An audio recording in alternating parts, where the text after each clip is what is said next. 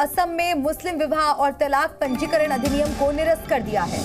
खुद मुख्यमंत्री हिमंता बिश्वा शर्मा ने इसकी जानकारी सोशल मीडिया पोस्ट पर दी है। आपको बता दें, मुख्यमंत्री हिमंता ने बताया कि असम कैबिनेट ने सदियों पुराने असम मुस्लिम विवाह और तलाक पंजीकरण अधिनियम को निरस्त करने का एक महत्वपूर्ण निर्णय लिया है और इस अधिनियम में विवाह पंजीकरण की अनुमति देने वाले प्रावधान शामिल थे।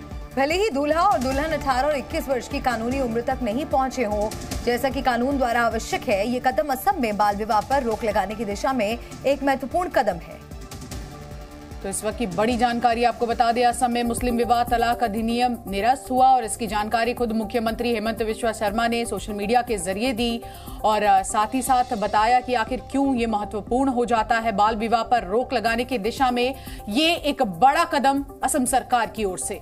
सीएम हिमंता ने सोशल मीडिया पर इस पूरी बात की जानकारी दी है। असम में मुस्लिम विवाह तलाक अधिनियम निरस्त हो गया है, इस बात की जानकारी उन्होंने खुद दी। राज्य सरकार ने पहले ही इसकी घोषणा की थी। बाल विवाह पर रोक लगाने की दिशा में इसे एक बड़ा कदम माना जा रहा है। सीएम हिमंता ने सोशल मीडिया पर यह जानकारी साझा की और राज्य सरकार की तरफ से इस बात की घोषणा पहले ही की जा चुकी है, लेकिन आधिकारिक तौर पर उन्होंने खुद इस बात की जानकारी सभी के साथ सोशल मीडिया के जरिए साझा की। 1935 से चला आ रहा कानून रद्द कर दिया गया है और इस कानून में क्या क्या प्रावधान थे ये भी हम आपको बता दें। मुस्लिम होने भर से मिल जाती थी इसमें छूट। इसी के साथ साथ आप देखिए किस तरह से शादी रजिस्ट्रेशन के लिए उम्र की सीमा भी नहीं थी, ये प्रावधान इसमें थे। 18 या 21 साल वाला नियम लागू नहीं था, तो कहीं ना कहीं राज्य में बदलाव के लिए एक नई बयार।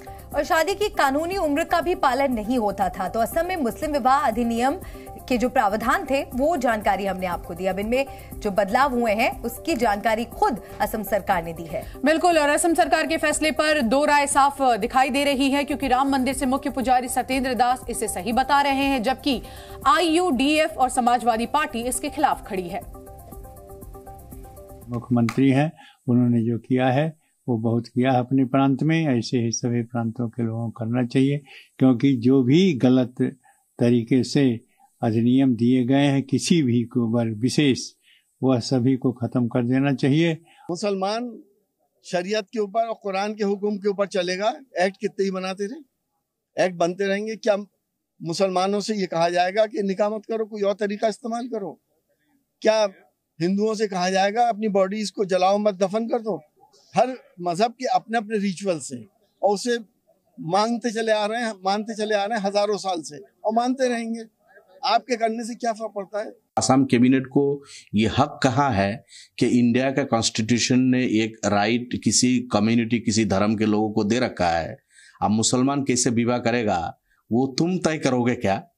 मुसलमान कैसे विवाह करेगा वो तो इस्लाम धर्म में जो दिया हुआ है और इंडिया का कॉन्स्टिट्यूशन ने जो अलाउ किया है उसी हिसाब से होगा।